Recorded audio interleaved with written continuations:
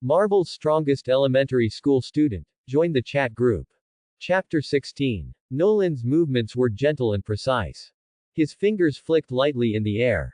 With this movement, the clock hands on the four bodies began to rotate in reverse. Time seemed to be reversed at this moment. The scars on the bodies began to heal at an astonishing speed. Those deep wounds that could see the bones gradually closed. The bloodstains faded. The skin regained its original luster. The faces of the bodies also gradually changed from pale to rosy. The breath of life seemed to be returning little by little. At the same time, these bodies began to make a series of strange gestures. Their movements became extremely fast. It was like a videotape with the fast rewind button pressed. Every movement was jumping and incoherent. But it was full of a certain weird rhythm. As the movements of the four bodies became lighter and lighter, their expressions gradually changed from the hideousness before death to horror. The expressions were lifelike, full of fear and despair. This was the moment before they were about to be attacked by Muzan Kibutsuji. That should be enough. Nolan paused the time casually. At this moment, pop! The clocks above the four corpses suddenly exploded like a burst bubble. It turned into countless light spots and quickly disappeared. As the clocks disappeared, the four corpses also lost their floating power. They slowly fell to the ground. Oh no. Not corpses. Not them either. But them. They were four living, intact people. Goodbye, this is the only thing I can do. Nolan took a last look at the four unlucky guys. They disappeared instantly. As Nolan left, four screams that broke through the sky resounded around. What happened? Where is the villa? Where is Muzan Kibutsuji? Because their memories are still stuck in the moment when Muzan Kibutsuji turned into a demon. Before he was about to attack them. In their view, it was just a blink of an eye. Then the surroundings became like this. The little girl threw herself into her mother's arms, obviously frightened by Muzan Kibutsuji. The remaining three looked at each other. All with fear on their faces. Supernatural event. Supernatural event. And in the Wanji chat group. In the live broadcast room, there was silence. Everyone was extremely shocked. Until now, no one has recovered.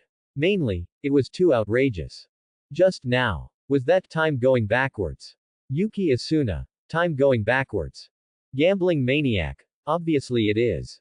Deadpool. Awesome.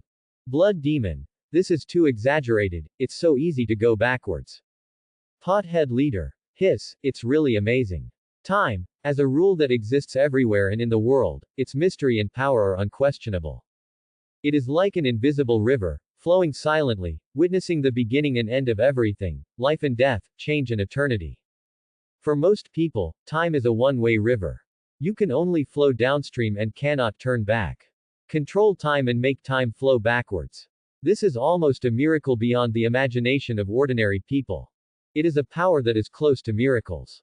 Nolan did not catch up with Muzan Kibutsuji. If he wanted to kill Muzan Kibutsuji, even if there was a whole universe between them, it was just a thought.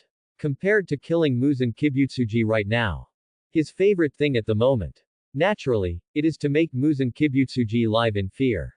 This kind of torture is much more terrifying than dying in an instant. He returned to Hanamaki. At the moment, the support of the Demon Slayer Corps also arrived one after another. Among them was Shinobu Kocho. Seeing Nolan, who appeared in an instant, Shinobu Kocho and others obviously did not realize what happened. After Tanjiro Kamado's explanation, they suddenly reacted. This person. Nolan did not say much, but just slightly arrived at the individual.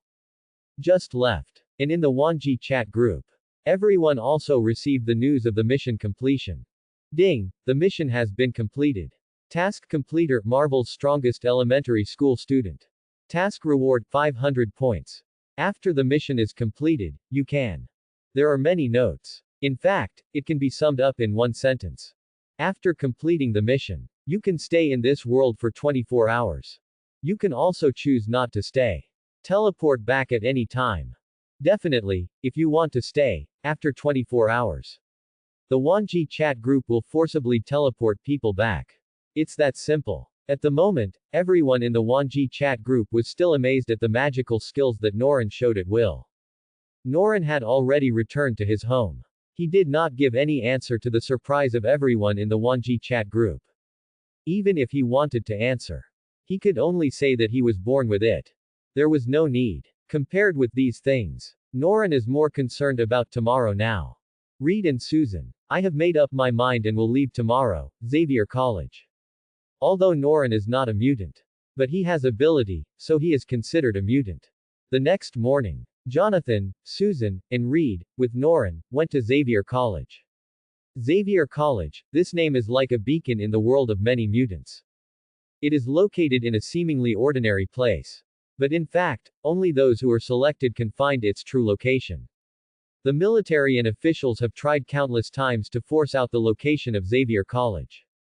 But they have nothing. However, Reed and Susan have some friendship with Professor X. So it is not difficult to come to this place. The main building of the college is a huge old building. It exudes an ancient and solemn atmosphere. The architectural style is deeply influenced by tradition, with spires, thick walls, exquisite wood carvings and stone carvings, and every detail reveals a kind of calmness and strength. This building is not only a symbol of the college. It is also a precious legacy left to Professor X Charles by his stepfather.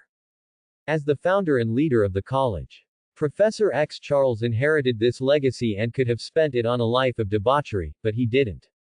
Instead, he chose to carry it forward. He created a safe and inclusive environment here. It allows mutants who are excluded in the outside world to learn how to control and use their abilities. At the same time, it also teaches them how to find their place in this complex world. Xavier College is not only Professor X's home, but also the home of all students. This college hidden from the world's sight is like a secret haven. Nolan and his parents Susan and Reed, as well as his uncle Jonathan, strolled on the campus of Xavier College. The scene here made the latter three feel both novel and excited.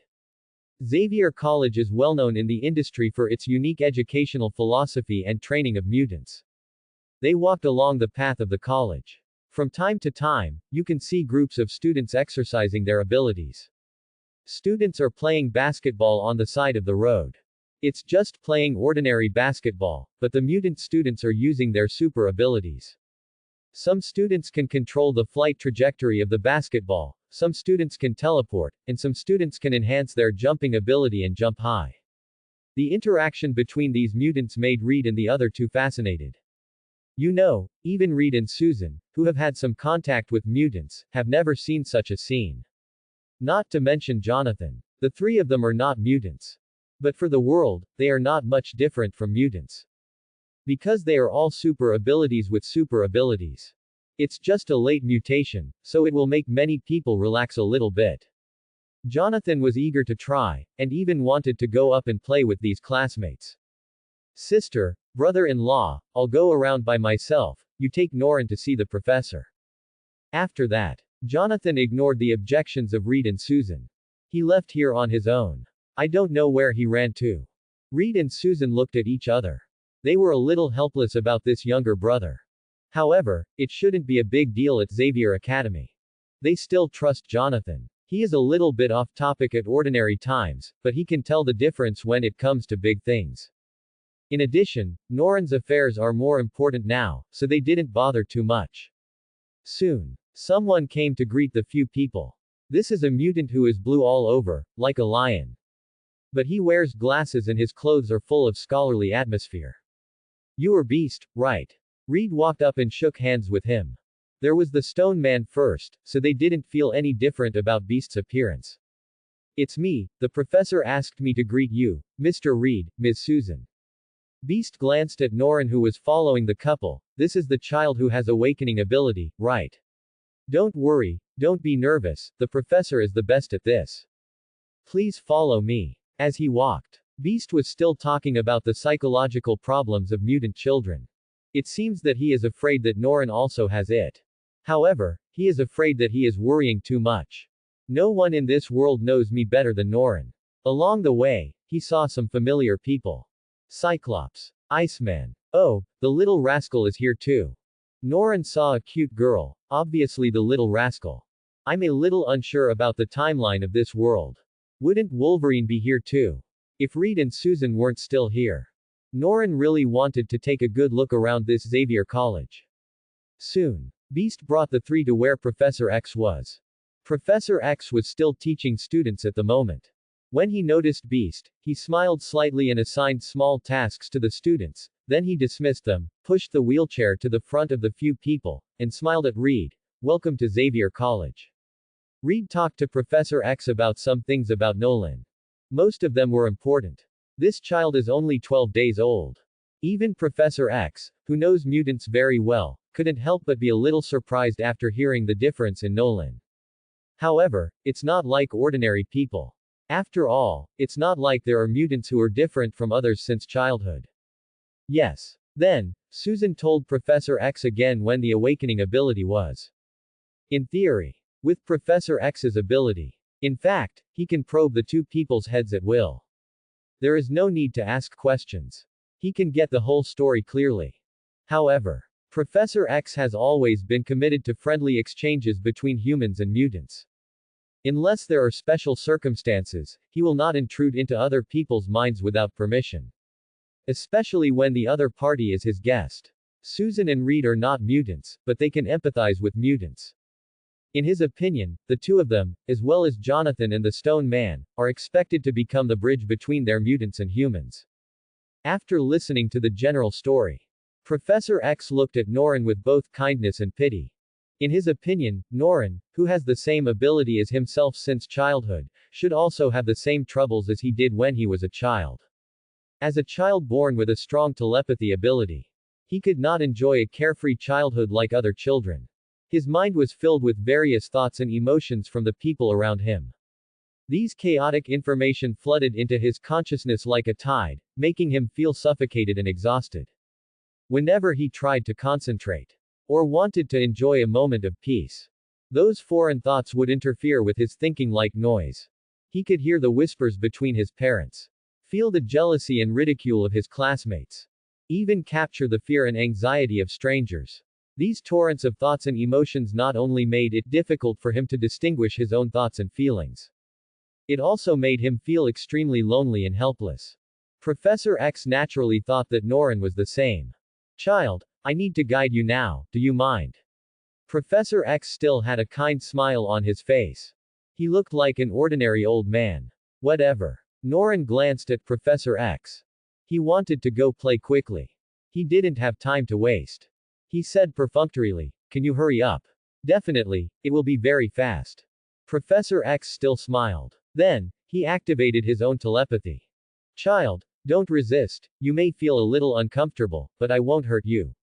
He used his ability. Like an experienced therapist, he gently extended the power of telepathy to Norin. This power was not aggressive at all. It was a gentle and soothing touch. Like a soft big hand. Gently covered Norin's mind. Strands of mental power began to slowly penetrate into Norin's consciousness. However, last second, Professor X's expression was still gentle and kind.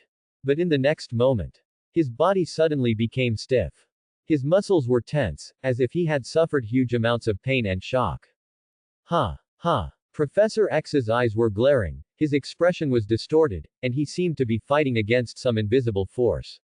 This sudden change shocked Susan, Reed, and Beast beside him, because Professor X was usually a symbol of calmness and self-control. How could he become like this? The three of them were about to step forward to check on Professor X's condition.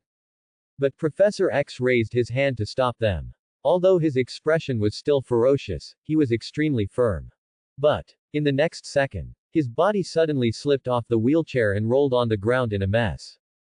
Now, no matter how much he tried to stop him, Beast and the other two couldn't let him crawl on the ground. They quickly helped him up.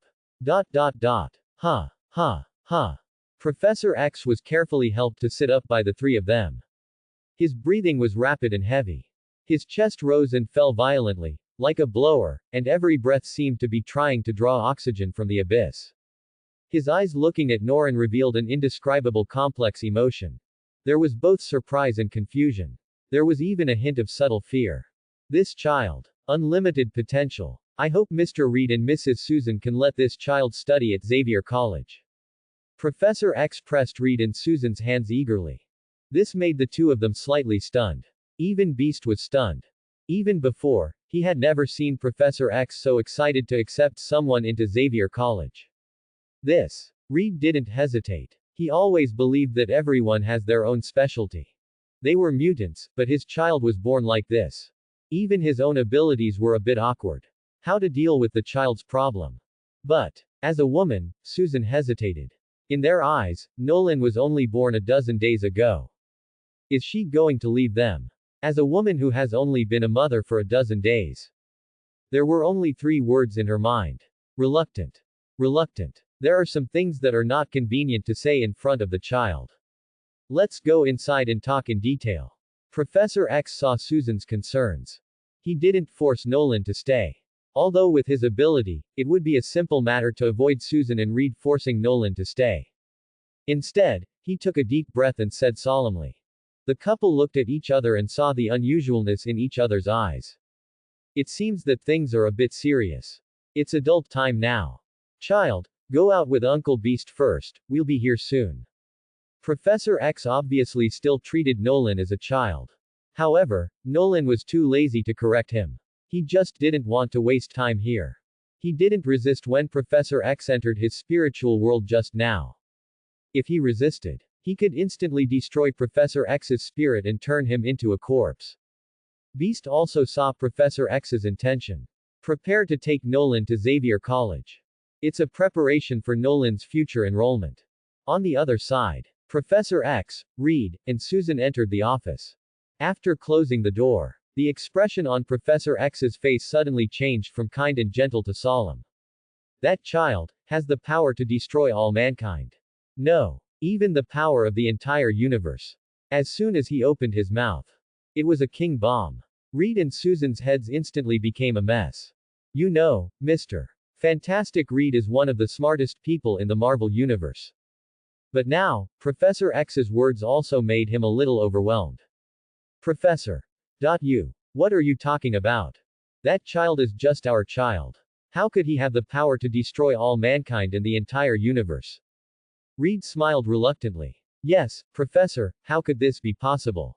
Susan also refuted. No, it's true. Professor X saw that the two were unwilling to believe this fact. He shook his head. If you can't bear it, I will definitely let you see what I saw just now. Professor X said, with an indescribable shock in his eyes, entering Noran's mind is the most dangerous thing I have done in my life.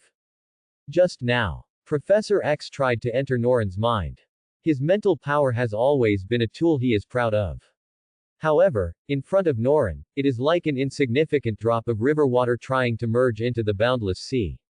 No, it's even more exaggerated. His mental power. In Noran's consciousness. More like a tiny grain of sand. Facing the vast universe. This huge amounts of contrast made Professor X feel an unprecedented shock and fear. His telepathy ability has always been a bridge for him to explore the inner world of others. Contact with the brain wave amplifier. It can even quickly destroy the thinking of all mankind and even mutant. But it is such a powerful force. In front of Nolan, it seems so fragile and powerless. He feels like a primitive man. Suddenly brought to a modern society full of high technology and complex civilization. Everything is so strange and incredible. His sense of existence has been ruthlessly compressed to the extreme. Under this huge amounts of mental pressure, Professor X's mental power is almost torn apart. When he faces Nolan's mind, it is like facing some indescribable existence, floating in the depths of his mind. These images are distorted and chaotic. Full of incomprehensible power and mystery. He can't explain, nor can he understand. Just like there is no way for a primitive man to understand the knowledge of the universe. Professor X was drawn into a vortex that he could not escape. He could be swallowed by this power at any time. He was annihilated silently. Professor X had to quickly withdraw his mental power to avoid being completely swallowed. That's why he fell off the wheelchair just now. If the child could not control this power freely, he only needs to exert a little force. No, it should be just a breath. My soul will be completely killed. Professor X's words. Susan and Reed were completely shocked and speechless. No one knew Professor X's value better than them. Even Professor X compared himself to a primitive man, while the other party was the universe originally. It can be imagined how terrifying the power hidden in their child, Norin, is. This is impossible. Susan and I are both ordinary. Why do you have such a terrifying child? Reed is a smart man. He reacted quickly. However, this kind of power, appearing in his child, is not what he wants. Because once he has this power, it means he is trapped in a vortex and is in danger. If possible, he would rather Norin be an ordinary person. I don't know the details. Professor X pondered for a moment and said slowly. Although the power of the two of you is also very strong, it is not that strong. In this case, it can only be attributed to Norin originally being a powerful mutant. Even if the two of you have not been baptized by the energy of the universe, he will still be so powerful. Mutant genes are so unreasonable. Susan and Reed looked at each other, and they both saw the meaning in each other's eyes, and couldn't help sighing. In that case, Susan was full of reluctance. She really didn't want to be separated from her child when he was so young. Nolan didn't know that Professor X had already classified him as a mutant who was originally powerful. At the moment, he was playing around Xavier College under the leadership of Beast. His eyes were mainly focused on those people he was very familiar with. For example, Phoenix, Jean, and Cyclops, Little Naughty, Storm, and so on and so forth. At present, Steele seems to have not entered Xavier College, so there is no trace of him for the time being. Little Naughty is not very old, probably around high school. She wears gloves on her hands all year round to absorb people's memories and abilities through physical contact. So many people are afraid of her. But her weakness is also obvious, and it won't work without physical contact. Little Naughty seemed to notice Nolan's eyes and glanced at him. For a child, she just glanced at him. Walking around. Suddenly, the playground outside became noisy. Beast frowned slightly and walked out with Nolan. Everyone at Xavier College is usually very nice, why did they make a scene when an important guest came? He was a little worried that this would leave a bad impression on Norin. Make way, students, make way. Seeing that Beast was coming, the onlookers made way to let Beast and Norin approach. And after seeing the two people in conflict, the expressions of Norin and Beast became very interesting. It was Jonathan the Human Torch and Fireman. The two didn't know what the conflict was, but it was very explosive. He and Beast looked at each other. I thought it was an internal conflict of Xavier College. I didn't expect it to be Jonathan and Fireman. Well, both sides are related. You are not a mutant. Why do you dare to stand in front of me and show off? Fireman held a lighter in his hand, and his temper was extremely bad, and it seemed that he would fight at any time. I've said before, although I'm not a mutant, I understand your situation. Jonathan said angrily. If you can't understand, then we have nothing to talk about. I didn't want to talk to you in the first place. The fireman sneered. Okay. Then let's not talk. You and I have the same idea. What I hate most is talking about it. A ball of fire suddenly burst out of Jonathan's body. This ball of fire was like a long suppressed energy that exploded in an instant, spreading rapidly and covering his entire body. The clothes turned to ashes in the flames in an instant. But his skin was not damaged at all. It was as if his body had merged with the flames. As the flames covered him, Jonathan immediately turned into a blazing fireman. The man was looming in the flames. Every breath seemed to be able to spit out hot tongues of fire. Boom. The scorching heat quickly swept around, and the surrounding air became distorted because of the high temperature. The heat of the flames was like invisible waves, spreading outwards wave after wave. The surrounding objects were roasted hot. The grass and trees on the ground withered rapidly under the high temperature. They even began to smoke, as if they were about to be ignited. The expression of the fireman suddenly became very good-looking. He glanced at the lighter in his hand. Then a smile appeared on his face. It seems that you don't know what my ability is. The fire on your body is much more powerful than the fire of the lighter. They were about to fight. Beast immediately wanted to step forward to stop it. However, he suddenly found that his body could not move. He wanted to speak, but he couldn't open his mouth. Beast looked at Norin on the side in shock. Yes, it was Norin who did it. This kind of good show can't be missed. The fireman who controls fire. And the thunderbolt with fire all over his body. Who will win? This. Beast looked at Nolan next to him in shock, with a lot of questions in his mind. Could it be this kid? He actually controlled me. He tried desperately to break free. Unfortunately, the whole person seemed to be stuck in a quagmire. Not to mention that the body could not move. Even the mouth could not open, speak, or stop. And Beast did not stop. Jonathan and the fireman, who were already quite irritable, were even less likely to stop. Nolan crossed his arms. He looked at the scene in front of him like a spectator. Because he was facing mutant. Jonathan did not show much mercy when he attacked. He just raised his hand. Boom. With his gesture, a flame gushed out from his palm. This flame was like a released fire dragon, gushing towards the fireman. The thickness of the flame was about 30 centimeters. It drew a hot track in the air.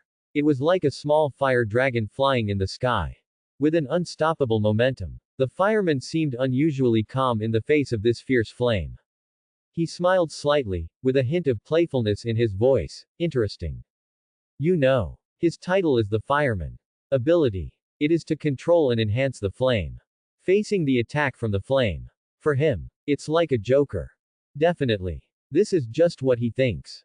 The fireman quickly pressed the lighter in his hand. A ball of flame jumped out. Boom. He waved his arms and turned the flame into a long fire dragon, facing Jonathan's flame. The two fire dragons collided violently in the air. Bang! In an instant, the flames splashed. Just as brilliant as fireworks. The collision of flames produced huge amounts of energy fluctuations. Sparks scattered on the surrounding lawns. The dry grass leaves were ignited instantly. A raging fire was set off. The scorching heat swept around. The air was twisted, and the temperature around rose sharply, making the students around feel like they were in a furnace. Not every student or every mutant at Xavier Academy has fighting power. The level of fireman is already considered the top fighting power among ordinary students. Almost second only to X-Men. It is the first echelon. His fight naturally made it impossible for these students to get involved. Everyone watched Jonathan and fireman actually fight. They all ran away immediately. Only Norin and Beast were still standing beside them. Little Naughty was also among those who evacuated. However, she was kind and didn't know that Norin was so powerful. Go. Pulling Norin's hand, Little Naughty wanted to drag him away. But when he pulled, he found that he seemed to be pulled on a stone pier. Norin didn't move at all. Don't worry, I'm fine. Nolan looked at Little Naughty in surprise and smiled slightly. Little Naughty thought it was strange that this kid who looked like a teenager was just a teenager. He was younger than him, but he was like his brother. However, he really didn't seem to need her help. It was a bit overestimating her ability. She then looked at Beast and quickly ran away. Hey, hey, hey. Stop fighting. Stop fighting. Some classmates were admonishing. However, how could the fireman and Jonathan, who were already angry, stop fighting? The flames of the two intertwined in the air. The color of the flames became brighter in the collision, from bright orange to fiery red, and then to deep blue. The temperature went from low to high. The roar of the flames echoed in the air, as if the most primitive power in nature was venting its existence. The fireman's fire dragon seemed more ferocious in the collision. His fire dragon was tumbling in the air, and it was constantly devouring Jonathan's flames. No. It's not devouring. Instead, the fireman was taking away Jonathan's control over the flames step by step. This is the most fundamental ability of the fireman. Control fire. Ha ha ha ha. The fireman smiled and looked very excited. Jonathan also felt that his flames were being taken away from him. However, he was not panicked at all. Looking at the smug fireman, he smiled contemptuously. After all, he was just a young child. If he was still in school, he was just a high school student. If he had a little advantage, he would not be able to find the north. The duel of flames continued, and the flames and high temperatures raged around, covering everything in a hot atmosphere. Wait, this is impossible. Suddenly, the fireman looked at Jonathan in the flames in disbelief. Everything is possible, kid. Thunderbolt, Thunderbolt. Not only can it make fire naturally, it can also control fire. They are all playing with fire, and the competition is about whose flame is more powerful. Obviously, Thunderbolt is stronger than the fireman. Jonathan spit out flames with one hand to resist the attack of the fireman, and then spit out a long tongue of fire with the other hand, attacking the fireman. And at the moment. Stop! What are you doing? Boom! The clear sky was suddenly covered with dark clouds. It was as if the curtain of the sky was suddenly pulled down. It covered the entire Xavier Academy. The dark clouds gathered quickly like thick black silk, blocking the sunlight and making the originally bright sky dark. Boom! Boom! Boom! Lightning flashed between the dark clouds. The lightning flashed like a silver sword, piercing the sky, illuminating the edge of the dark clouds, and dividing the sky into a pattern of light and dark. Thunder followed closely. It was like the roar of the gods, shaking the earth and making people feel awe. At this moment of lightning and thunder, a voice came from the dark clouds. The voice was crisp and majestic. Mixed with the sound of electric current, it seemed that Thor had come to the world. The sound was even louder against the background of thunder. It penetrated the cover of the dark clouds and reached everyone's ears. Stop it, what are you doing? As the sound rang out, a tense atmosphere filled the air of Xavier College. The students stopped watching. They looked up at the sky. Their eyes were full of surprise. It's Teacher Storm. Teacher Storm is here. Now they can finally stop. The female voice in the dark clouds rang again. Her voice was clearer. It seemed to be talking directly to everyone. Stop your fighting. This is a place to learn, not a stage for you to show your strength. The voice was full of exhortation and warning. Xavier College is one of the few pure lands for mutants. No one wants this place to become a world like the outside world where violence is used to solve problems at any time. Every mutant, no matter how strong or weak, should be equal. Oh, you are indeed an Omega-level mutant. It is different from the appearance of ordinary mutants. Nolan looked up at the sky. In X-Men, Storm is one of the few Omega-level mutants. It can be said that he is already the top of the mutants. It is a pity that there are even top-level ones above the top. However, what is the use of being more extraordinary? Both Fireman and Jonathan were angry. It is impossible for them to really stop because of Storm's words. Or no one wants to stop first. In their eyes, whoever stops first means who will give in first, right? Instead, he used more force. Fireman forcibly freed one hand to resist Jonathan's side attack. In the dark clouds, the figure of a white-haired black woman slowly descended. She was wearing an X-Men battle suit and her face was firm. Looking at Fireman and Jonathan, there was an extremely obvious displeasure in her eyes. She swung her right hand violently. The action was crisp and clear. Boom. As she moved, a violent wind rose from the ground. The wind came fiercely, turning into a swift gust of wind, like an invisible dragon, instantly rushing towards the flames between Jonathan and the fireman. The gust of wind was like a sharp blade, cutting the air. Its speed was so fast that it reached the center of the flame almost in the blink of an eye. Under the impact of the gust of wind, the flame exploded instantly like a target being hit. Bang! In an instant, fire splashed everywhere. Sparks bloomed in the air like fireworks, and then quickly extinguished. The gust of wind continued to move forward under Storm's gesture. Its power did not decrease. While completely dispersing the flames, it also separated Jonathan and the fireman. The confrontation between the two was interrupted by this sudden force. They had to retreat to avoid this strong wind. However, how could the two of them now compare with Storm, who had experienced many battles? As the flames spread, Jonathan and the fireman were also blown away, fell hard to the ground, rolled several times, and ate a mouthful of mud. Even the flames on Jonathan were dispersed. If some of his clothes had not been specially made by Reed, he would be lying naked on the ground now. Tisk, boring, is it over? Norin was still thinking whether he should help the fireman. Then watch the fireman and Jonathan have a dragon-tiger fight. He simply thought it was interesting. This is much more fun than the electronic cricket fight on the internet, isn't it? Pooh, pooh, pooh. Jonathan and the fireman kept spitting out the mud in their mouths. Storm landed and began to scold the two. Norin also released Beast's restraints. Nolan, your name is Nolan, right? Beast felt the restraints on him disappear, and heaved a sigh of relief, looking at Nolan with some fear. Yes, it's me. Nolan nodded indifferently. Was that your ability just now? Beast was still frightened. Yes. Nolan still nodded generously. Beast swallowed hard. He seemed to understand why the professor was so flustered. This kid is so powerful at such a young age. What will happen in the future? Why did you stop me from stopping them just now? Beast asked the doubts in his heart. Hee hee, Beast, don't you think it's fun to watch them fight? It's like fighting crickets, very interesting. Nolan smiled. This made Beast shudder. Shit. This is still a little devil. This is incredible. This is incredible. Beast screamed in his heart. This is a little devil. At first glance, he looks like the kind of naughty kid who is not afraid of trouble, but is afraid that the trouble is not big enough.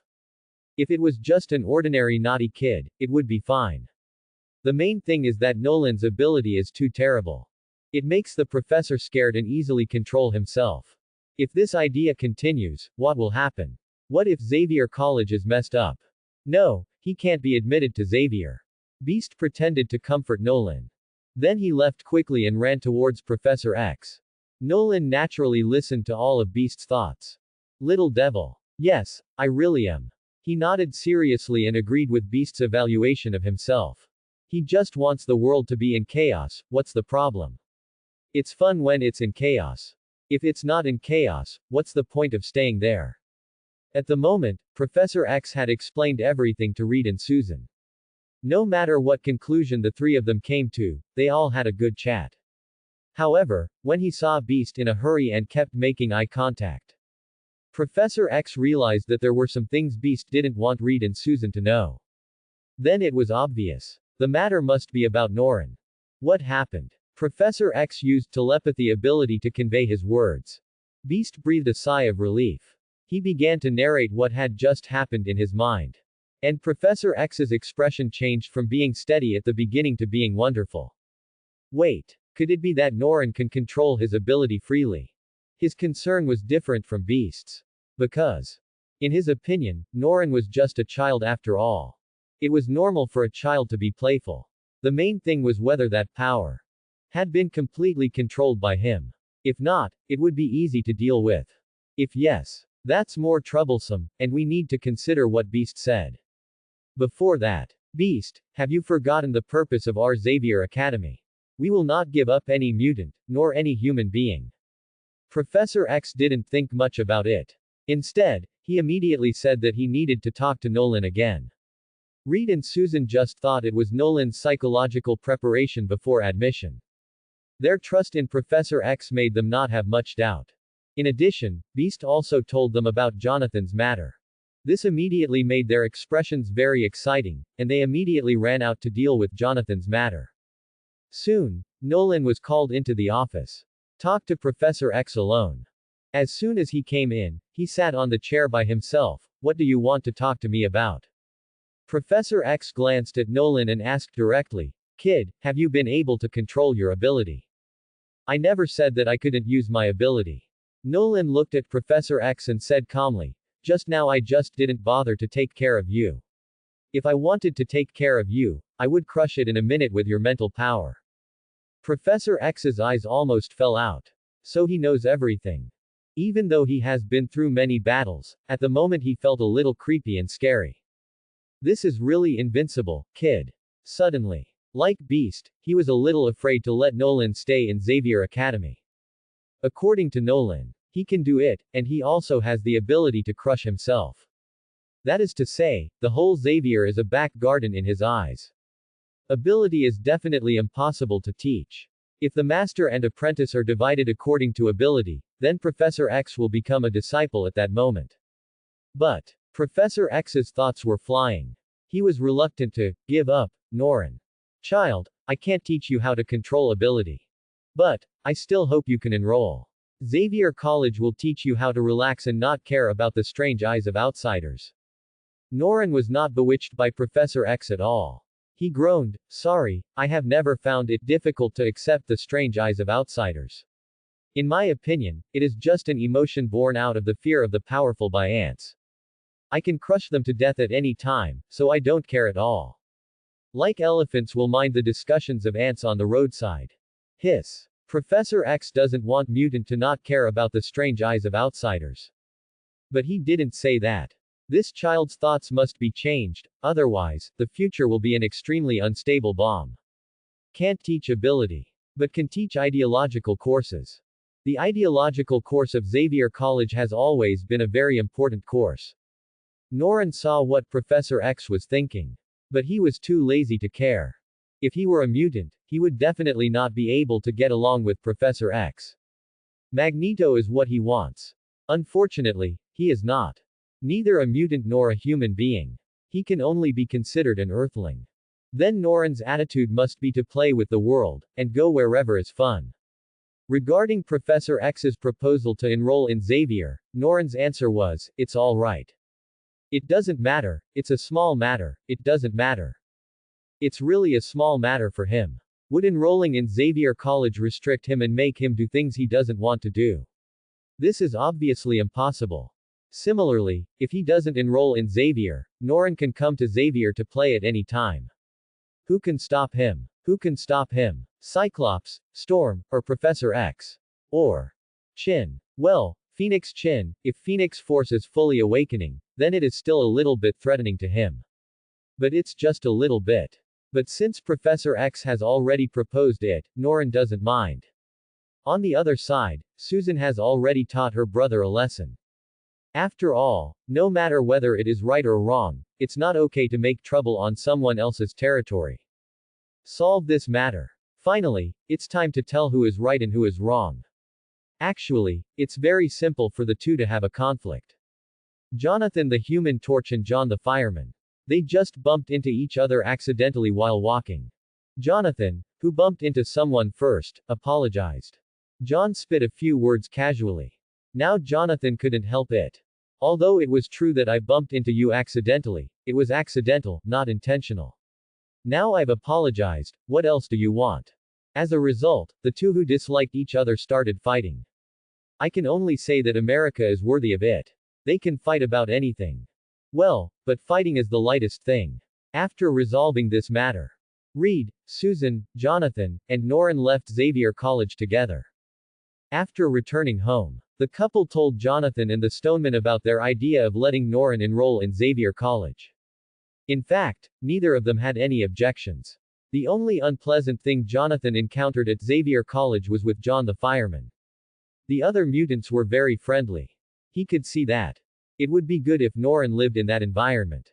After all, Norin was too special, and he didn't know how to teach him. Stoneman Ben didn't go with him. But he had heard a little about Xavier College.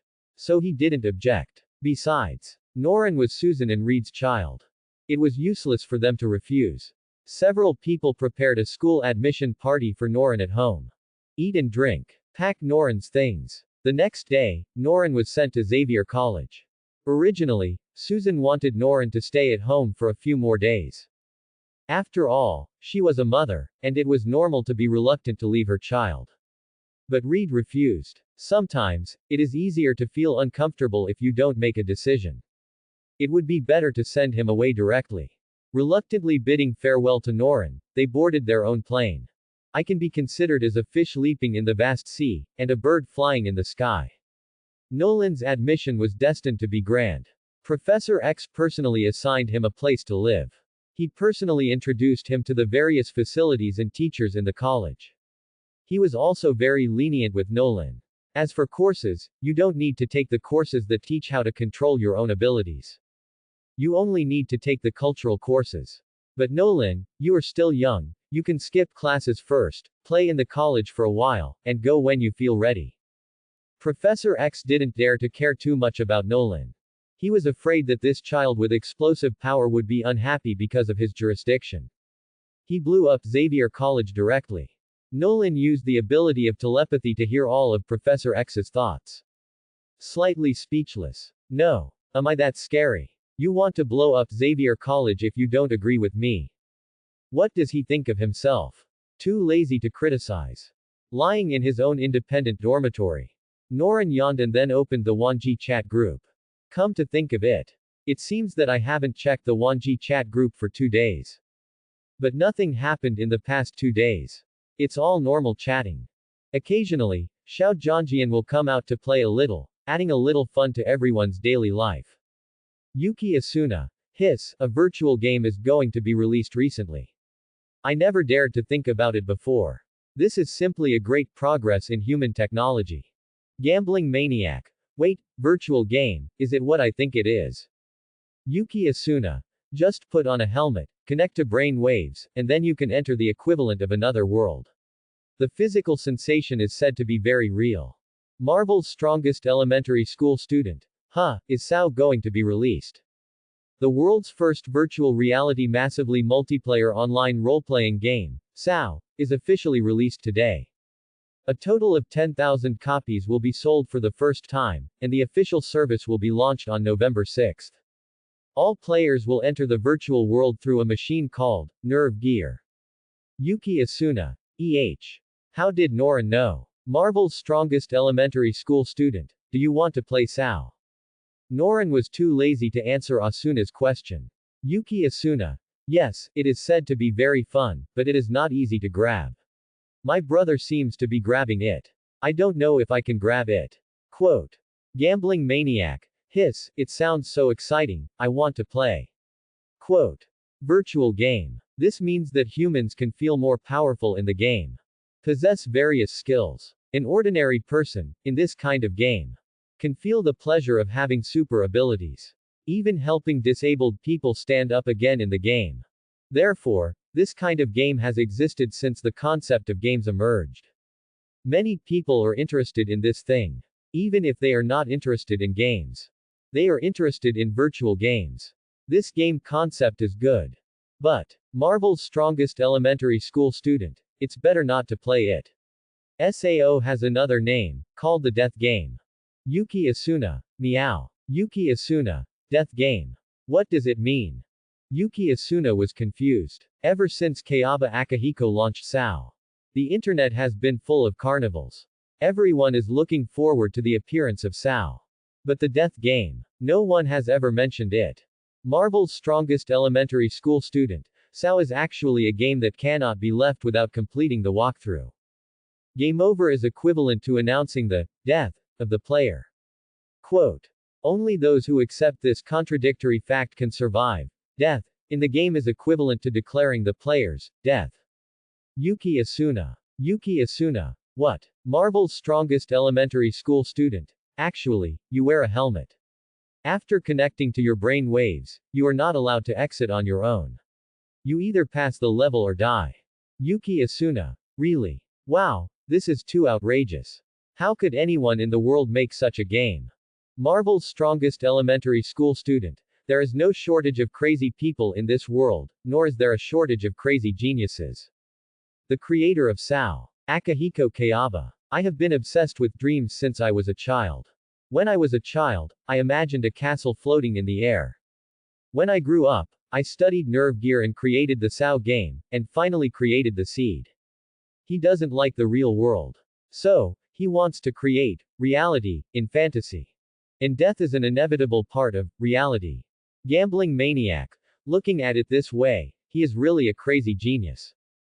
Pothead leader. It seems that these geniuses all have some quirks. Blood demon. I was thinking of trying to see if I could play it. Yuki Asuna. Can't you just take off the helmet? Marvel's strongest elementary school student. No, taking off or destroying the helmet will be regarded as leaving the game, thus triggering the helmet's self-destruction program, completely destroying the player's brain waves, and there is no difference from death. Deadpool. Shit, now that you mention it, I suddenly want to play. Deadpool. Can he kill me? Can he kill me? Marvel's strongest elementary school student. I can't kill you, but don't worry, I can kill you. Deadpool Wade's self-healing ability is more like a conceptual self-healing. Even if he is beaten to ashes, he can recover. This kind of brainwave destruction can only make him an idiot for a short time, and then he can recover as before. Deadpool. No, don't do that. Yuki Asuna. No, I'm going to stop them from playing SAO. Yuki Asuna and others all believe in Norin. There is no need for them to deceive them. Reminding her is just to protect the group members. However, as a person with normal values, Yuki Asuna can't watch this happen in front of her. There are 10,000 places for the first sale. Even if some people don't experience it immediately, there are more than 9,000 people. This death game is playing with the lives of more than 9,000 people. Kayaba Akihiko is really cruel and crazy. Marvel's strongest elementary school student. Don't have too much hope. Sao is too advanced for you. There are too many people who want to play it. Even if someone really believes it, they may not be able to grab it. If someone grabs it, they will sell it and someone will buy it. Yuki Asuna. You have to give it a try, don't you? Deadpool. I suddenly want to meet this Kayaba Akihiko. If he is a mutant, he must be awesome. Hee. No need to even think about it. If Kayaba Akihiko is a mutant, then he is definitely an even more extreme extremist than Magneto. Marvel's strongest elementary school student. Wait. But speaking of which, I suddenly suggest that you go and play. Yuki Asuna. Huh. Asuina was a little dumbfounded. This kind of death game. Why would you participate in it? Are you looking for death? Norin shouldn't let you do such a suicidal thing, right? Shouldn't, right? Norin seemed to see what Asuna was thinking. Marvel's strongest elementary school student. I'm not asking you to die. The Wanji chat group has a way to change the world's plot and get points. Marvel's strongest elementary school student. The plot of your world, Asuna, is all centered around Sao. If you don't go in, you can't change the world's plot, and you can't get points. Gambling maniac. Ah. Wanji chat group has this thing. Deadpool. Why don't I know? Marvel's strongest elementary school student. No, don't you guys read the introduction of Wanji chat group. Blood Demon. Who has nothing to do to watch that thing. Marvel's strongest elementary school student. Oh, then I should be quite free. Yuki Asuna. Hiss, a little scared, not very brave. Just kidding. Although you can get points. But after all, this is a death game. Except for those who are obsessed with death or pure lunatics. Otherwise, no one can enter it without any psychological burden when they know that this is a death game. And obviously, Yuki Asuna is not a lunatic. Nor is not thinking about death. Nolan knows what Asuna is thinking. Marvel's strongest elementary school student. What are you afraid of? I can get you out at any time. Besides, with the points, it's easy to protect your brain waves. No matter how exaggerated it is. It's just more powerful in the ordinary daily world. Get X-Men, Marvel World. To be honest, it's quite ordinary. Let his father read in this life, do a little research and make a virtual game casually. And it's just brain waves. Anyone who is a telepath want to block this power that destroys brain waves. It's as simple as stepping on an ant on the roadside. There is no pressure at all. Not to mention that it's Norin. Yuki Asuna. Really? Yuki Asuna. But I'm still a little scared. Universe Overlord. With his promise, what are you still afraid of? It's just a little bit of wind and frost. You also know how important points are.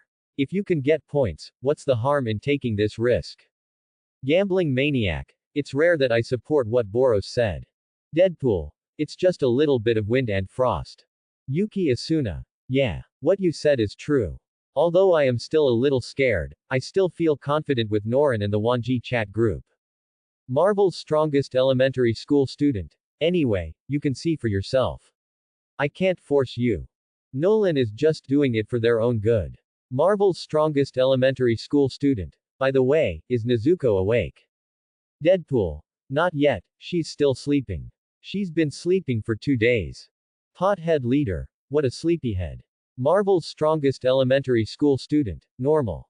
After all, although she's a ghost, she doesn't eat people, so she can only rely on sleeping to replenish her energy. Blood Demon. It's pitiful. I really want to rush over and punch that Kibutsuji Muzan to death. Nezuko. Meow. Yuki Asuna. Wow, little bean, are you awake? Nezuko. What is this? Blood Demon. Hiss. Nezuko. It feels like I'm still dreaming. I'm going to sleep for a while. Carrying a wooden box, Tanjiro Kamado felt that Nezuko in the box was constantly making a humming sound. I didn't know what she was saying. I just felt that Nezuko seemed very confused. He quickly weighed the box behind him like he was coaxing a child. Nezuko, it's okay, everything is fine. Yuki Asuna. Hiss. Nezuko is confused and thinks that she was dreaming when she joined the Wanji chat group a few days ago. Blood Demon. It seems so. Potcut leader. It seems that I have to explain again. After several people explained, the confused Nezuko finally realized that she was not dreaming. Marvel's strongest elementary school student. It seems that the Wanji chat group also has a function to make the dumb speak. Although Nezuko is not dumb. But she is not much different from a dumb person. She can't speak normally at all. But she can communicate like a normal person in the chat group. It just looks like her mind has not recovered yet, and she feels a bit like a child. Nezuko. What do you mean? Marvel's strongest elementary school student. No, I'm saying you're cute. Nezuko. Oh, thank you, you're cute too. Yuki Asuna. Such a simple kid. Ding, my super ability is money, join the chat group. Ding, Super Saiyan, join the chat group. Super Saiyan. What is this? Super Saiyan. How did it appear in my mind? Seeing the classic 2 questions of the newcomers. Everyone knows. It's their turn to answer questions again. Hey, Super Saiyan. The chat group is more interesting. In Norin's impression, there are quite a few Super Saiyans. Goku, Vegeta. And Goku's son, Gohan. And Vegeta's son, Trunks. And so on. This is not enough for him to recognize who it is directly. But if you wait and see, you should be able to know almost everything. In the chat group of Wanji. After a round of answers. This Super Saiyan finally understood what the chat group meant. Looking excited. Super Saiyan. 10,000 worlds. Masters from all over the world. Super Saiyan. Doesn't that mean that I can challenge strong people from all over the world in the chat group?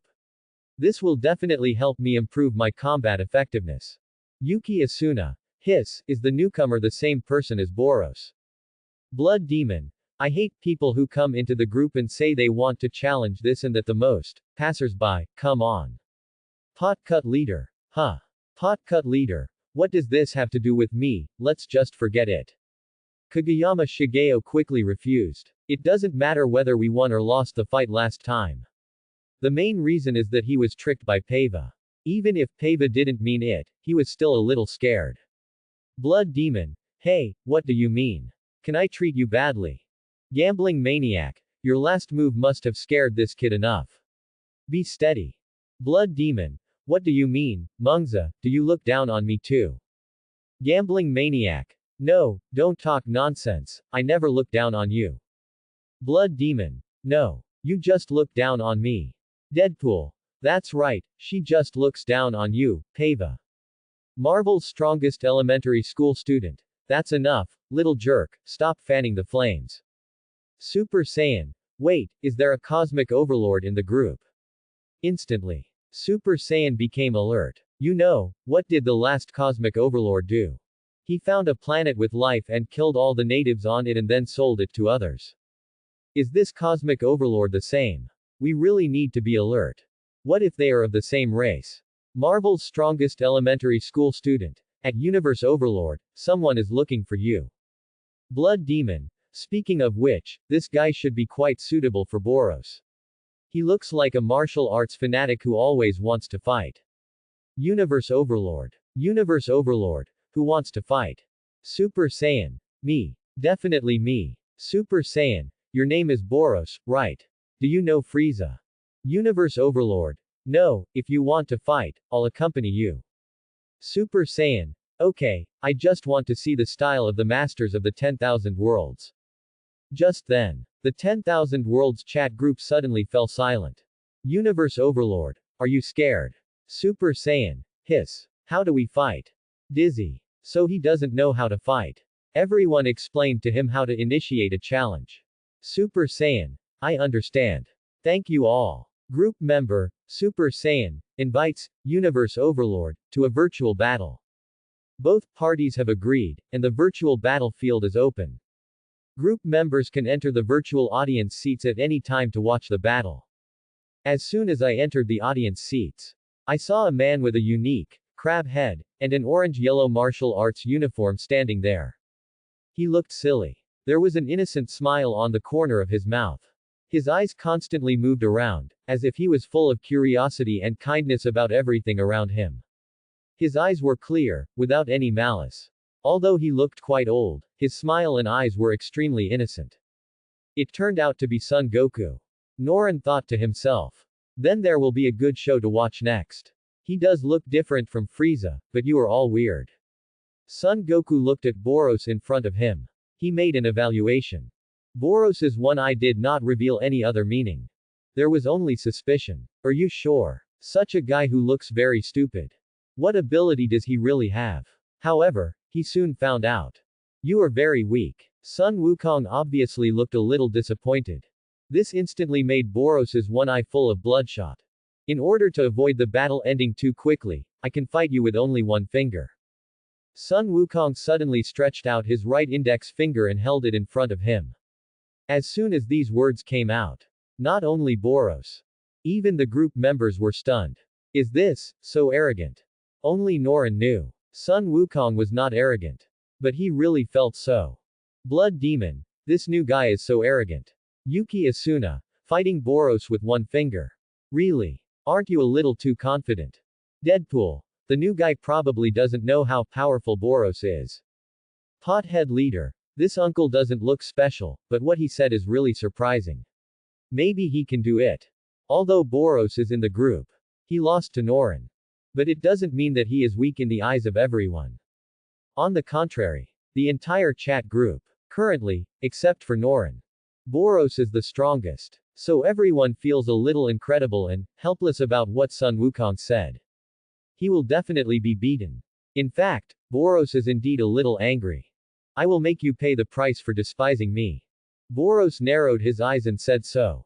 Ah! He roared. His muscles swelled. The energy surged, and the armor was broken in an instant. The upper body with blue and some black lines was exposed.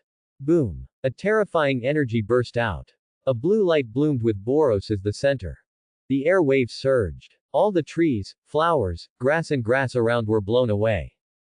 Sun Wukong's martial arts uniform was also blown by the wind, and his hair swayed slightly. But he didn't care at all. Scratched his head. Hiss. It's very ordinary.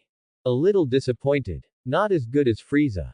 Starting from Boros's chest, the rich and terrifying energy quickly spread to his whole body. As the energy spread rapidly, the ordinary muscles on Boros's body turned into dark blue, like something like armor. The spine behind him protruded slightly. Obviously, Boros could feel that Sun Wukong was not simple. So he skipped the state of being suppressed by the armor and the normal state of taking off the armor at the beginning. Directly released energy. Ferocious and terrifying. Actually, it's a long story, but it only took a few seconds for Boros to release all his energy. Ah! It seemed that he couldn't release his full strength without yelling. Boros yelled and stomped on the ground. The ground exploded instantly. The whole person turned into a purple light like a cannonball and flew out. In an instant, he crossed a distance of dozens of meters and punched Sun Wukong. Facing Boros's fist, Sun Wukong remained calm. Just like his promise at the beginning. He only stretched out one finger. He easily blocked it. Bang! Feeling that his attack was blocked, Boros' pupils shrank slightly. But soon he roared again. His hands turned into two white rays. He began a dazzling and difficult to grasp combo attack. Bang! Bang! Bang! Bang! Bang! However, facing this attack that can easily destroy a city with just one punch and one kick, Sun Wukong put his left hand behind his back, as if he was taking a leisurely stroll in the garden. It was just one finger, but it had the effect of a protective shield with no blind spots. No matter how tricky or unexpected the attack was, he could easily block it. His defense and reaction were far beyond Boros's imagination. He could instantly retreat several miles backwards with a light tap of his toes. Boros kept pushing forward. But facing a pervert like Sun Wukong, no matter what kind of attack it was, it could only be easily blocked by the finger he stretched out. Blood gradually climbed onto Boros's single eye. Sun Wukong kept retreating, and Boros kept following up with the attack. The aftermath of the battle between the two quickly spread to the entire surface of the planet. There were traces of the two on land, in the sea, and in the desert. Between punches and kicks, the roar and the sound of fists hitting flesh continued to ring. Even if all of Boros' attacks were blocked by Sun Wukong with one finger, it was useless. The aftermath of the leak alone destroyed all the plants, animals and the environment in the area where the two passed. The mountains were blown up. The sea was evaporated and boiled by the terrifying energy. The desert sand was flying all over the sky like a tornado. The originally quiet and peaceful planet was like being washed away in an instant, leaving only one huge pit after another, which was devastating. Definitely, their battle was not only that. They often went up to the sky. Boros could not fly, but he could rush to the vicinity of the atmosphere with his jumping power alone. In fact, it was not right to say that they were fighting. Because Sun Wukong always used only one finger to block Boros's attack.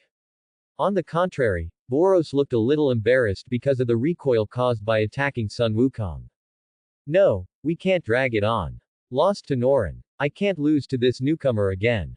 Boros's single eye was already full of bloodshot. His eyes turned slightly and he quickly made up his mind. He retreated several miles in an instant. Boros roared. He jumped up. He jumped above Sun Wukong's head. Ah! Bang! The large amount of energy in the body turned into huge amounts of energy beams, gushing out from the chest. It came in an instant. The energy beam buried the figure of Sun Wukong and spread out. Wherever it passed, it was invincible, and it actually directly blasted a bottomless, natural chasm with a diameter of tens of kilometers on the ground. Gun smoke filled the air. Everyone in the audience was so excited and incredible. Blood Demon. Wow, it seems that we have judged others by our own standards. This newcomer is not simple. He can actually fight Boros for so long with just one finger. Yuki Asuna. I didn't expect the newcomer to look stupid, but he is so strong. Yuki Asuna. Blushing, ahem, just pretend I didn't say anything just now. The newcomer does have the capital to say such things. Deadpool. Shish, these two feel stronger than many mutants. I wonder if they can kill me with one punch. Nezuko. Ghosts and such are just paramecium in their eyes. The thinking of the crowd has quietly changed. At the beginning. I really think that Sun Wukong is a little bit floating. I actually want to fight Boros. And use one finger. Too outrageous, too exaggerated. But now the shocking facts are in front of us. What he said is true. He really is fighting Boros with one finger. Everyone remembered the promises just now. They all seemed a little embarrassed. It can only be said that there are indeed hidden dragons and crouching tigers in the world. In the arena, Boros landed from the air, his eyes fixed on the target. Did he defeat his opponent? It seems to be a foul. I'm sorry, Boros. However, things are obviously not that simple. A voice with a little helplessness and apology came. At the bottom of the pit, Sun Wukong clenched his fists and burst directly. White breath rushed into the sky. All the smoke was blown away. And instantly swept to the planet under his feet. With him as the center, the whole planet set off a 12-level gale at this moment. The sky shook, the earth shook, the mountains collapsed and the tsunami was like a natural disaster. The whole planet was shaking because of this. Just the breath, this planet is already shaky. Boros, who is a little closer to Sun Wukong, had red eyes, and the whole person seemed to be crushed. Fortunately, Sun Wukong's outburst was only for a moment. After all, he just wanted to disperse the smoke. Otherwise, he would continue to be unprotected and crushed by his unreserved breath. Not only Boros, but the entire planet would be blown to dust. The smoke dissipated. Naturally, Sun Wukong's figure was revealed. He was not injured. His clothes were still the same as at the beginning, brand new. I broke the rules, I lose this time. Looking at Boros lying there motionless. Sun Wukong put his hands on his waist and naturally announced his defeat. Because he said that he only used one finger from beginning to end. He was attacked by Boros' energy cannon just now. He definitely wouldn't be injured. But he still involuntarily raised a protective shield in front of his body. This made him a little embarrassed. So he thought about admitting defeat. Winning or losing is not that important to him. As long as he can benefit from the battle. Norin looked at the content in the live broadcast room. He sighed. As soon as these words came out. Would Boros agree? What a joke. He is the overlord of the universe after all. He is still arrogant. It's like praying for victory. Boros doesn't want it even if it's given to him. No. As expected. Just when Sun Wukong was about to leave the virtual arena. Boros barely got up from the ground and spoke. I know, I lost anyway. Don't make excuses for me, please let me lose happily. Looking at Boros who was accumulating energy again in front of him. Sun Wukong acted a little difficult. In that case. Okay then. As a warrior. He could actually understand Boros's thoughts. But I already said one finger at the beginning, just one finger. Be ready to take my first attack. He jumped up, so fast that he flew into the air like teleportation. Then, he stretched out his right index finger as usual. Watch out. My attack is coming. A gas bomb quickly condensed at the fingertips of his right hand. Then, he flicked his finger. Whoosh. The gas bomb instantly shot towards the planet. That's right, the target is the planet, not Boros. But Boros still glared and fought back. The gas bomb started with a little bit at the beginning. Gradually, it grew rapidly in the process of shooting. 100 meters. Thousands of meters. Tens of thousands of meters. 100,000 meters. The light shone, and most of the planet was shrouded in the aura, which was extremely dark, and even temporarily overshadowed fixed star. Boom. Boros no longer hesitated, clenched his fists, and a purple energy wave swept around. The terrifying energy burst out. This ray of light should have been extremely dazzling. Enjoy the glory of being the center of attention. But there was the still expanding gas bomb and the golden light it emitted. The energy emitted by Boros looked very pitiful, like an ant. But Boros didn't care. The armor on his body, which was originally in the state of energy release, was gradually rendered pale by the energy. Boom. Crashing star, roaring cannon. The air waves surged.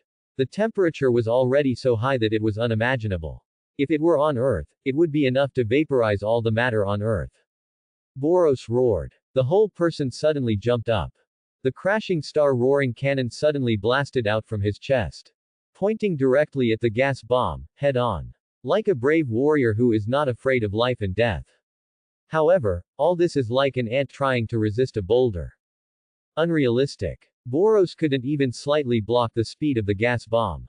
He didn't even scream. He and his tiny star-shattering roaring cannon. The moment it came into contact with the huge gas bomb, it was annihilated into powder. The gas bomb continued to blast towards the planet. From outer space. Boros's resistance did not have any positive effect, and the gas bomb hit the center of the planet. The aftermath was visible to the naked eye in outer space. The surface of the planet attacked by the gas bomb first showed dense cracks, and dazzling dark purple light emanated from the cracks. Then, it suddenly exploded. Countless cities and even provincial and municipal file-sized stones were blown apart and completely turned into space junk.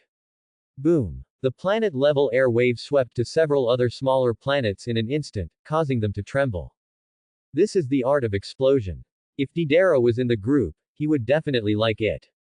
Nolan thought without changing his face. The battle was completely over at this time. Anyone with a discerning eye knew who won, and it was a complete crushing victory. Failure. In the space battleship. Boros seemed to have just woken up from a dream, as if he had just recovered from suffocation, and he kept breathing heavily. His eyes were full of despair. He didn't even take a single move, and he was defeated. What a ridiculous battle. Boros has always been longing for a battle where he can give his all. But not this kind. He wants a 50-50 fight, a passionate fight. In the end, whether it's life or death, win or lose, it's all great. And what about the battle against Sun Wukong? From beginning to end, Sun Wukong was passively defending with one finger, and he couldn't even hurt a hair, and was clearly blocked. Boros suspected that even if he hit Sun Wukong, he was just scratching. After all, using one finger can ignore his attacks, there is no reason why other parts can't. Later, the only move he made was to kill him instantly. Annihilation into ash. That endless despair and powerlessness. It has nothing to do with the passionate battle. This is the second time. It's already the second time. The last time I felt this way was when I was facing Norin. Boros smiled bitterly. He suddenly felt like a joker. He was so weak. But he still boasted that he would challenge the masters of the universe. He didn't challenge many times in total. Including Peiba and Kageyama Shigeo. Only 4 times. He lost twice. Yuki Asuna. Ah. For Sun Wukong, this is as difficult as eating and drinking. Super Saiyan. It's not that great. There are always people who are better than you. I'm just average, and I'm not a big shot. Yuki Asuna. Boss, don't be modest. This kind of strength is ranked high in our 1G chat group.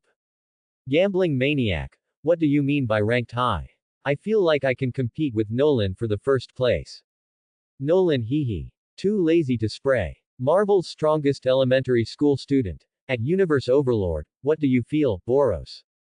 Universe Overlord. The Wanji is so big, there are countless strong people, I'm too arrogant. Marvel's strongest elementary school student. Are you honest now? Universe Overlord. Honest. Boros's mood can be summarized in one sentence now. I'm honest, please let me go. Super Saiyan. Wait, who is Norin?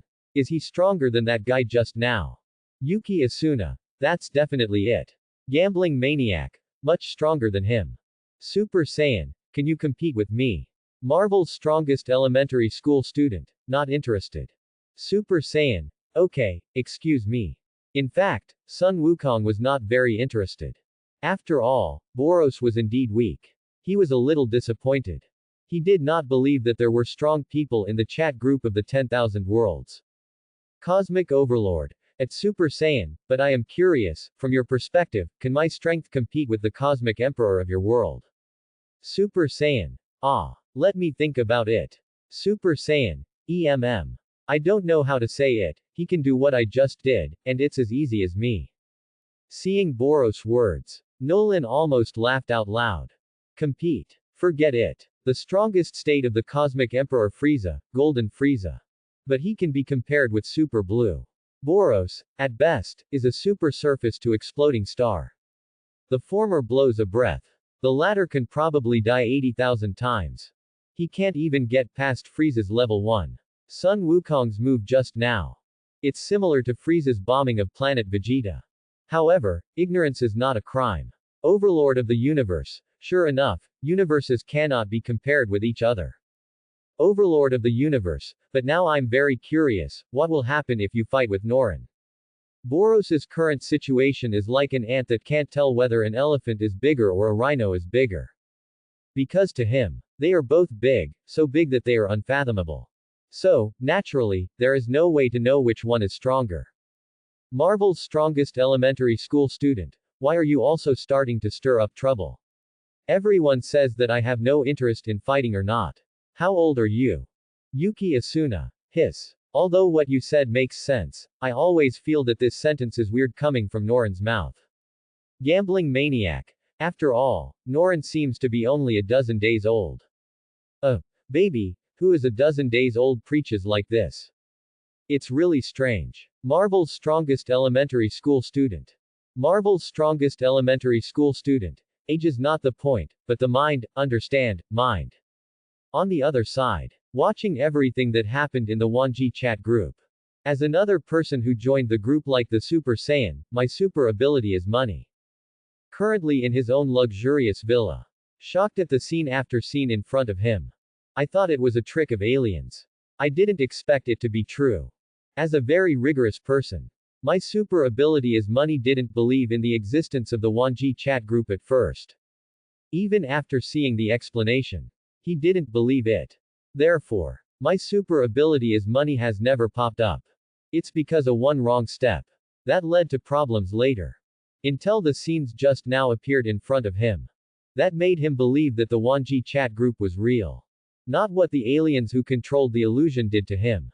What would happen if these guys appeared in Gotham? My super ability is money was extremely horrified. Blood demon. Where's the newcomer? Where's the newcomer? Where's the other newcomer? Stop looking, come out quickly. Gambling maniac. My super ability is rich. This newcomer's name is so crazy, how many times can he bet on it? Yuki Asuna. Shish, this name can even compare being rich to super ability, how rich is this? My super ability is rich, it should be richer than everyone here. Deadpool. Don't be too crazy, I tell you, the knives on me are all very valuable. My super ability is rich. Yo. Don't be too familiar with this famous saying. Nolan knew who the other person was at a glance. Isn't this Batman? A series of jokes about Batman instantly emerged in Nolan's mind. Martha. Your mother is also called Martha. And no matter which universe, Bruce Wayne's parents always encounter unfortunate hell jokes in the alley. Ahem. I'd better not mention it. I'm afraid Bruce will get angry. Nolan thinks he still has some manners. He won't bring such a hellish joke to the main character. Then Bruce's mentality will really collapse. My super ability is money. Why is my group name added with this? It's probably because I can use money to develop a lot of equipment equivalent to having super abilities. Bruce is also thinking about this question. Is it really because of this? So he is called this name. Marvel's strongest elementary school student. Huh. That's not the case. You will say this sentence in person in the future. Your super ability is money, so you will call it this. My super ability is money. My super ability is money. How can I say this, and why do you know the future? Yuki Asuna. Nolan knows a lot of things, so it's not surprising that he knows you. My super ability is rich. My super ability is rich. What do you mean? Gambling maniac. You will know more later. Nolan yawned. Temporarily closed the Wanji chat group. Closed his eyes. Just fell asleep. The next morning, Nolan got up early for a rare time. In fact, Professor X really gave him a very lenient schedule. Completely different from ordinary mutant students. Or rather, he was originally different from these mutant students. It's impossible to treat him the same way as ordinary mutant students. It's just that Nolan wanted to have fun. He came to the class. The morning was an ordinary cultural course. After all, it's an academy. It's impossible to really only teach how to control abilities. And not teach knowledge. As the teacher of the cultural course. Naturally, it's Phoenix Chin. Nolan found a seat and sat down casually. Jean was explaining on the podium. He saw the power in Jean. Is this Phoenix Force? Jean, this name represents unparalleled power and potential danger in the world of X-Men. The power hidden in her body. It comes from the mysterious Phoenix Force. This is a kind of energy of the level universe, powerful enough to reshape the stars and destroy the universe. It comes from the primordial universe. It was born at the beginning of all things. It is chaos and immortal, eternal but impermanent. Similarly, it is also the embodiment of life and spiritual power in the primordial universe. It symbolizes life and emotion. It almost represents the connection point of the spirit and soul of all things that exist or will exist in the infinite multi-universe, and is the creator and source of spiritual power. It is also the storage container and ruler of the life and emotional energy of the future generations of the entire infinite multi-universe. This power. It is both her destiny. It is also her curse. Because it is in Jean's body. Phoenix Force is like an untamed beast. It is powerful, wild, and extremely unstable. The instability of this power makes Jean's existence originally like a huge unstable factor that may explode at any time. Every emotional fluctuation of hers, every inner struggle, it may become the fuse for the Phoenix Force to explode. It is completely out of Jean's control. Although she has powerful telepathy and mind control abilities. But when facing Phoenix Force, she still feels powerless. This power is churning in her body, like an active volcano. It may erupt at any time. Bring unpredictable consequences. The Earth. In front of Phoenix Force. It is just a speck of dust. It's really a powerful force. Even if Jean can't control it, it is extremely surging in her body. However, this Phoenix Force currently poses no threat to Norin. No matter how strong the Phoenix Force is. It needs someone to use it. Otherwise, it is just an empty shell. If it falls on Norin, it can be tamed in minutes. And Jean is in class. I always feel like someone is watching me. But my eyes drifted by. But I couldn't catch who it was. Next to Nolan. A girl poked Nolan. Hey, are you Nolan? The nephew of the man who had a conflict with John yesterday.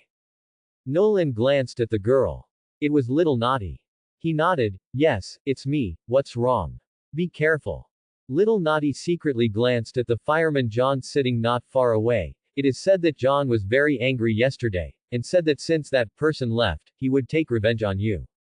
Oh. Nolan said indifferently. Then come on.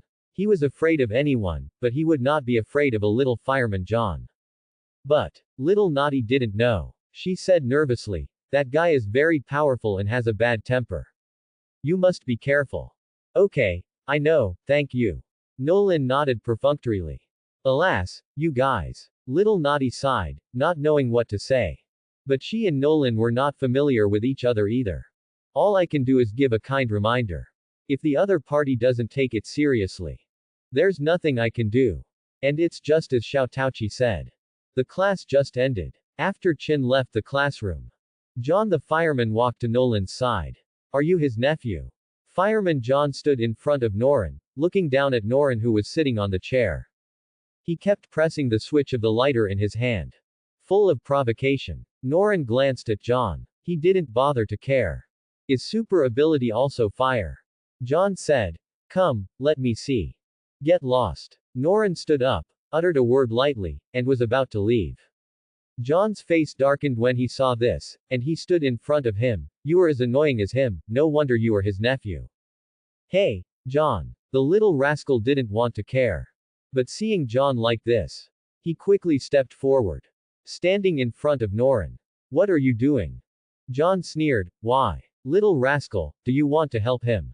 No. The little rascal took a deep breath. Do you still want to fight with a child? Hee hee. John sneered again. I have never seen such an annoying child. I just came to ask. Just asking. Okay, get out of here after asking. Norin rolled his eyes. He really didn't want to quarrel with such a little brat. It was a little embarrassing. After saying that, he wanted to leave. However, his words but made the face of the fireman John even darker. He saw him blocking Norin again. Say it again. Norin was really speechless. This little brat really has no end. He felt like his head was going to explode. Get out. He said unhappily. You. John was in a very embarrassing and difficult situation at the moment. His anger almost reached its peak. His lungs seemed to really explode because of anger. The comments and teasing looks from his classmates undoubtedly intensified his embarrassment and humiliation. It was as if they were saying that he was being bullied by a little kid and he had no way to deal with it. These looks were like sharp knives that pierced his self-esteem. Faced with such a situation, John was full of contradictions. He wanted to vent his anger. He wanted to solve the problem by taking action. But reason told him that doing so would only make the situation worse. The person on the other side was indeed just a little kid. If he really took action, I'm afraid the people around him would instantly change their attitude to, you actually took action against a little kid. Not only that, he might also face more serious consequences. For example, he might lose his foothold in Xavier College. This dilemma made John feel extremely anxious. He knew that no matter which path he chose, it would bring him irreparable losses. He had to find a balance between anger and reason. Find a way to protect his dignity without getting himself into a deeper predicament. This idiot is a bit smart, and he knows how to analyze the pros and cons. But he must be regretting it so much that he shouldn't have come to trouble himself. After all, you never guessed that I would have this attitude. You probably just want to bully me and exclude me. Nolan had all of John's mental activities in his mind. He smiled. Okay, get out of the way. He waved his hand again. If you don't get out of the way, I'll do it. Do it. You. However, before John could continue speaking, Nolan waved his finger. Instantly, John was directly controlled by psychokinesis, and the whole person broke through the window and fell far from the second floor. With a thud. It really scared many people. The little naughty who wanted to prevent the two from having a conflict widened his eyes. Looked at Nolan in disbelief. Huh? What do you mean? The students next to him were also very shocked. This is John the fireman. He will be a reserve for X-Men in the future. He was so easily controlled. Norin was too lazy to pay attention to them. He just thought the class was boring, so he left the classroom. Professor X, who had been paying attention to everything in Xavier College, also reacted. That kid actually had a conflict with Norin. Professor X had a headache. He rubbed his temple. Beast, let Jean handle this matter. After all, in the entire Xavier College, the only one who could compete with Norin in Professor X's heart was Phoenix Jean. Beast also understood that Norin was not simple. He nodded and went to look for Jean. However, before Jean, there was another more powerful teacher who was already in charge of this matter. It was Storm, who had just returned from a mission outside yesterday. Storm first sent John to the college infirmary. Then, he found Norin who was playing games in the dormitory. She frowned and looked at Norin. Do you know that you have violated the rules of the academy? What rules? Norin put down the controller in his hand, smiled and looked at Storm, and said lightly, my rules are the rules. Storm frowned even deeper. It was the first time she had seen a student who didn't admire or fear her or respect her. You know, she is now a member of the X-Men. X-Men are the idols of almost all students in Xavier Academy. I'll tell you one last time. No fighting is allowed in Xavier Academy. At the same time, you destroyed the facilities of the Academy. This needs to be punished. Norin glanced at Storm. The rules of Xavier Academy don't apply to me. Let Professor X come over and see if he dares to control me. Kid, do you know what you are saying? Storm narrowed his eyes. Professor X's existence is vital to every member of the Academy. He is not only an educator and mentor. He is also a spiritual pillar. His telepathy ability enables him to understand the inner world of each student and give them personalized care and support. His kindness and wisdom make him occupy a special place in the hearts of many mutants. Just like a great and kind old father. Give them warmth and guidance. Professor X's philosophy is peaceful coexistence and mutual understanding, and he is committed to promoting harmonious relations between mutants and humans. His vision and efforts have given him an irreplaceable position in the mutant community. Therefore, in the hearts of mutants, Professor X's position is incomparable. His image and philosophy have been deeply rooted in their hearts and become a symbol of their pursuit of peace and justice. In this context, any disrespect or criticism of Professor X will be regarded as an offense to the entire Xavier Academy and the X-Men. Nolan was speechless. Storm, you should leave quickly. He said. His arms slowly raised. It was like silently summoning some invisible power. As Nolan moved, a powerful psychokinesis surged out of his body like a tide, instantly filling the entire space. Storm was standing opposite Nolan, and her expression instantly changed from frowning to nervous. What kind of power is this? She was extremely shocked. The moment psychokinesis touched her, Storm felt as if her body was tightly bound by an invisible force. She couldn't move. Her footsteps began to move involuntarily. She moved out of the dormitory little by little. It was as if she was being pulled by an invisible hand. Her eyes widened, full of disbelief and anger. The next moment, her eyes were covered by white thunder. Whoosh! Boom! Gusts of wind began to rise around her body. There were lightning and thunder in the wind. She tried to resist the psychokinesis that bound her. However, despite Storm's best efforts, her efforts seemed so powerless. She gritted her teeth. But her storm and lightning were like an ant trying to shake a tree in front of Norin's psychokinesis, unable to shake it at all. Her body was still pulled by the invisible force, moving out of the dormitory step by step. Norin's expression was still calm. His psychokinesis was like an invisible net. It trapped Storm firmly in it. There was no sign of wavering in her eyes. All this was within his expectations.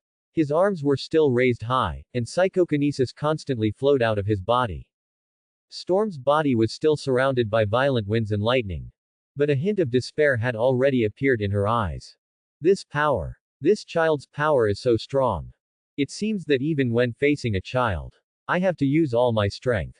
Ah! Storm's voice echoed in the corridors of Xavier Academy. Her roar was as shocking as thunder.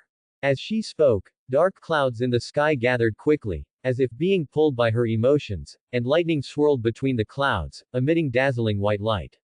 A powerful thunder energy condensed in the air. Boom! The next moment, thunder suddenly blasted down from the sky, pointing directly at Xavier Academy. It was so fast that it broke through the ceiling of the academy in almost the blink of an eye, and hit Storm hard with destructive power. Bang! The power of thunder is huge. The whole room was shattered in an instant. The walls, furniture, and floors were destroyed, fragments flew everywhere, and smoke and dust filled the air. However, when the smoke and dust gradually dissipated, Storm still stood there, motionless, as if the thunder just now was just an illusion. The psychokinesis on her body still clung tightly, without any relief. Stop it! Norin stood aside. The room was already in a mess, but he was unscathed, his expression was still calm, and he threw the desperate Storm out casually. However, when he was halfway through flying backwards, Storm suddenly stopped, as if he was caught by someone. At this time, Norin showed a smile on his face. An interesting person is here. Chin, with a little anger, supported Storm and looked at Nolan. At the moment, Nolan slowly flew out of his second-floor dormitory. Floating in the air, looking at Chin and Storm below. Smiled slightly. This is an interesting person. Storm is really not enough to interest me. The students around were deeply shocked by this scene. Their eyes moved back and forth between Chin, Storm and Nolan. Their faces were full of disbelief. Although Storm looked unharmed. But her breathing was rapid. Her face showed fatigue and vigilance. It was obviously the performance and state after using a lot of effort. Her eyes were fixed on Nolan. The students were full of questions. What happened just now? Was it really done to Nolan? This thought flashed through their minds. Then they denied it themselves. In their opinion, Nolan was just an ordinary student. His appearance and behavior did not show any abnormality. As for Storm, her strength is obvious to all. She has experienced countless battles and solved countless troubles. Her ability is recognized as strong. She is the backbone of the X-Men. Her name is well known in the mutant community. Her heroic deeds have inspired countless people. She is not only a symbol of battle, but also an idol in the hearts of countless mutants. So, in their hearts, how could Storm be dealt with by a child? And this child is even younger than them who were originally regarded as children by Storm. However, the reality is in front of us. Storm is indeed controlled by some power.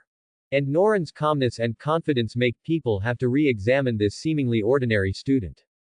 They began to realize. Maybe Noran is not as simple as they thought. Maybe he hides some unknown power.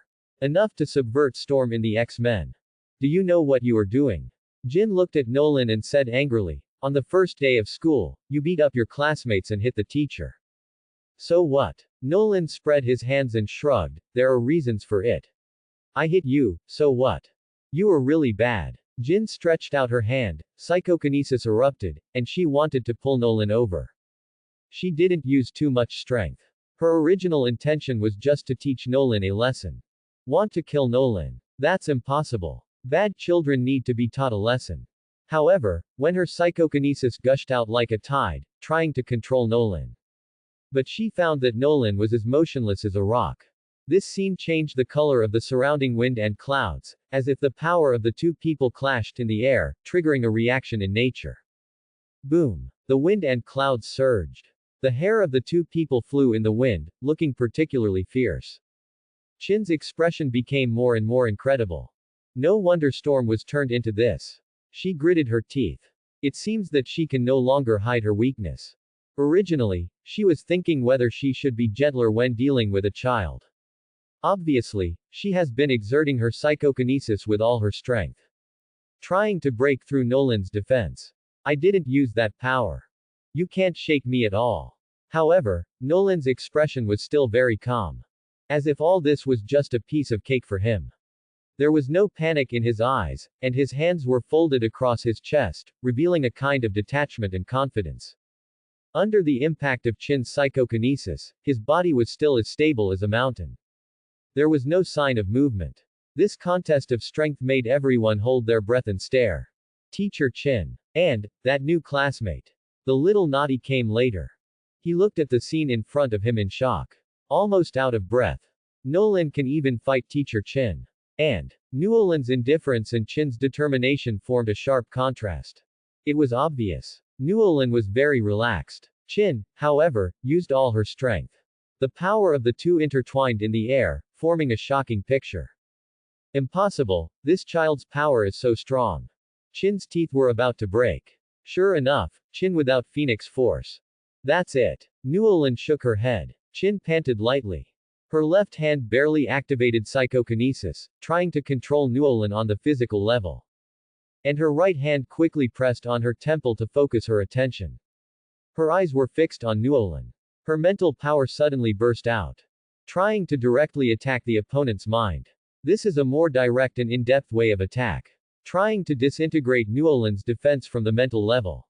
However, she miscalculated. At the moment when Chin's mental power was about to touch Nolan didn't even look at Chin, and didn't care about her attack. The self-protection mechanism of mental power was activated instantly, and it rushed back like a tide, rushing into Chin's mind.